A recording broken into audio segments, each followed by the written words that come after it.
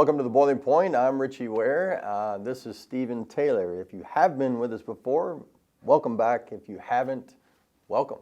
So this is a kind of new Stephen. We're kind of hanging out in our little video audio place here that we're studio. New things coming, so make sure you stay tuned. Got some good stuff coming. So today though, we're going to talk a little bit with Stephen about just kind of some solution stuff, right? Because we get a lot of people that call in and they think they know what they need, and then we actually come in and kind of say, yeah, that's probably not what you need, so maybe just... Yeah, and it's not just on the rental side, it's on the sales side as well. I mean, if you're in a boiler room and the customer says, hey, I got to have a new boiler, don't just go look at the size of the boiler replacement. Anybody could do that. Yeah. You need to find out what they've done.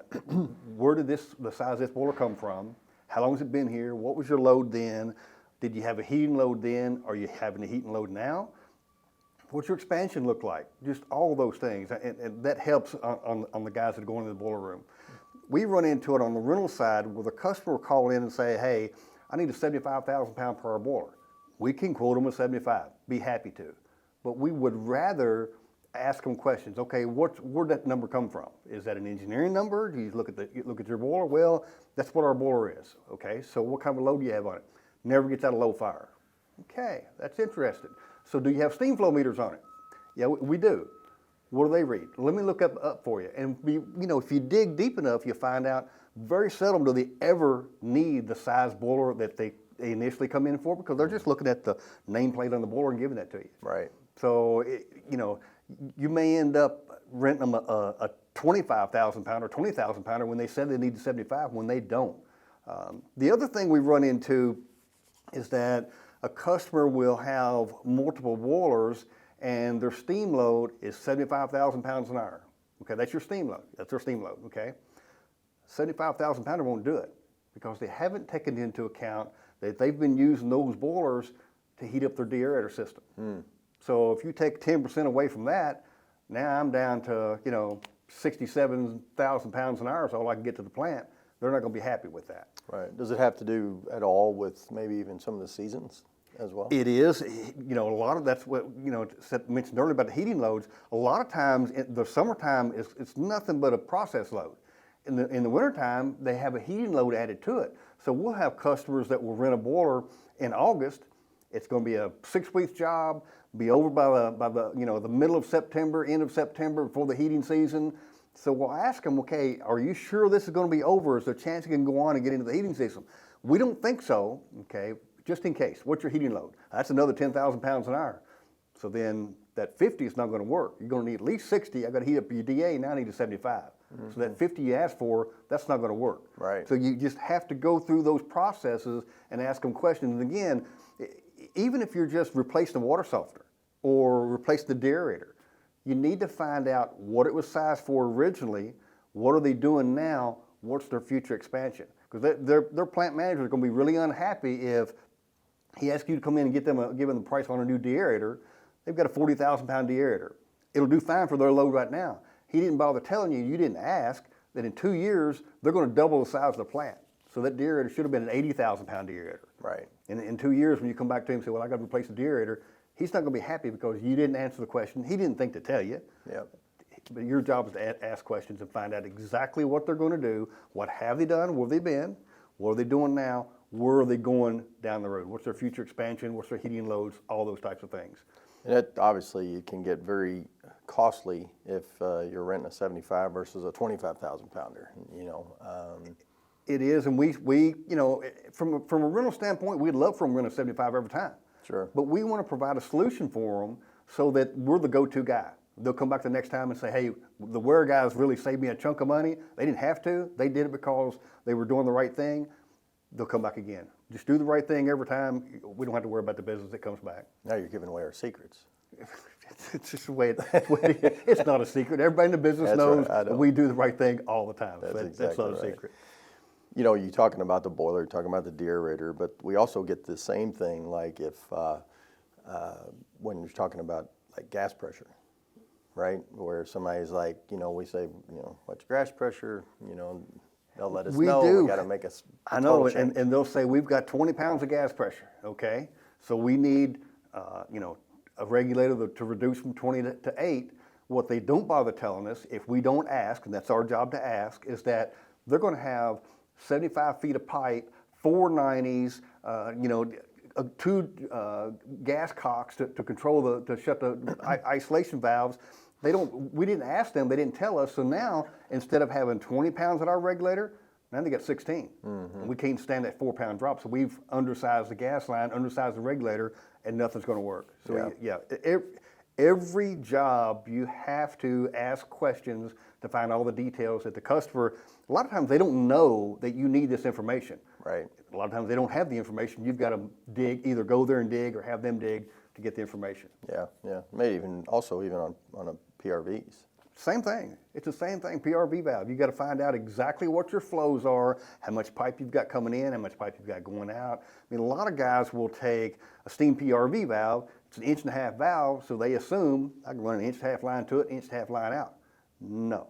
You can't run 1.5-inch to it because that 1.5-inch is what that valve itself is going to flow. If you've got 40 feet of pipe and 6 90s, 1.5-inch is not going to get it. You don't get the steam there, so you got to upsize that. Coming out of that PRV, the same thing. I've worked with our guys all the time. As soon as I come out of that PRV, as quickly as possible, I have to go to the full size, whatever's going to the deaerator. If it's 3-inch, 5-inch, 6-inch, whatever the size is, I need to go up just as soon as I possibly can, because we had 110 coming in, we've got 5 going out. Yeah. I can't expect that 1.5-inch line to flow 110 in and still flow that 5 out and get the same capacity. It's not. Right. I've got to go to 3 or 4 inch to get that same capacity out of it. Right. Probably can move a little bit even into the actual installation itself of, let's say, a rental boiler, to where it's not just a matter of, hey, I've got a spot out here beside the building. There's, again, a lot of things to be talked about, like,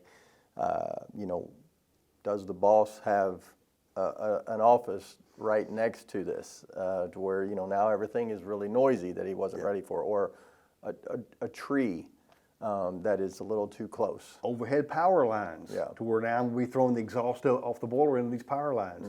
Makeup air units on top of a hospital. Can't put it against the building. Exhaust gas going to go up and in the makeup air units right inside the building. Yeah. Secretary's window is 2 stories up. It's closed today because it's 40 degrees. 2 days from now, it's going to be 85, so you can open that window up. Can't put the boiler there. Right. Same thing. Right. All those things. And again, we haven't learned this because we're the smartest guys on the block. We've learned it because we've made the mistakes. Sure. So we don't want other people to make the same ones we did. Right. We need to be smarter than that. And even the ground itself. Even the ground itself. You set it in a place to where it's a low place in the ground. And right now it's dry. Comes a flood, you didn't ask, they didn't tell you. There's a foot of water in there every time it rains. Right. It sits there for a week. Right. That boiler's not going to sit there. It's going to sink. Yeah. It's just all kinds of things like that on every job you do. Right. And even the other part too is just, you have a spot, but can we get it there? Again, we got railroad tracks. Railroad tracks. I've got 4 inches of clearance under the rails on those big units, and they got a hump, 18-inch hump on that railroad track. Yeah. I can't get across. There's no way. Yeah. How does this apply, just thinking about from a solution standpoint, how does it apply to maybe a maintenance man that is an operator, and he's been kind of told, this is what you do, and and not necessarily looking at the solution piece. Need to ask why. We go in and open that valve up for 3 seconds, close it back off, take this water sample, you're done for the day. Yeah. Ask why. Why am I opening it up? What am I doing when I open that valve up? Well, I'm pulling sludge out of the bottom of the boiler and dumping it. Yeah. Great. I understand what I'm doing that for now, and I know why. What about that valve coming off the top that you all turned off the other day? What's that one for? That was surface blowdown. They should have been turned off. I just noticed it was turned off. Yeah. Open that back up. Just things like that. Just never assume and just don't just do it because that's what they say they've always done. Right. Ask questions. Why do we do that?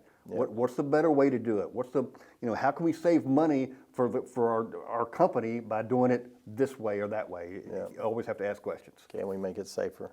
Can we make it safer? Yeah. Can we blow this thing down without rattling the pipes all the way down the side of the building? Yeah, no doubt. No, awesome information, and just something that need to be thinking about from a solution standpoint. About just what are the different things that we could be looking at to make our jobs easier, but safer And save somebody some and money. saving some money, exactly. Yep. So always enjoy hanging out with Stephen, an industry professional, and we will see you next time on The Boiling Point. Well, appreciate Stephen hanging out with us and just bringing us some solutions. Speaking of solutions, May 1st through the 3rd in Denver, Boiler 2024, you actually would be able to go to an expo and actually see boiler manufacturers, burner manufacturers, all the auxiliary equipment, and also some workshops. Go check that out. Make sure you are there.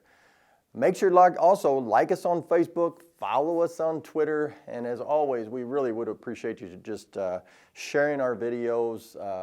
It helps the algorithms for us, and so we appreciate you doing that. And we will see you next time on The Boiler Point.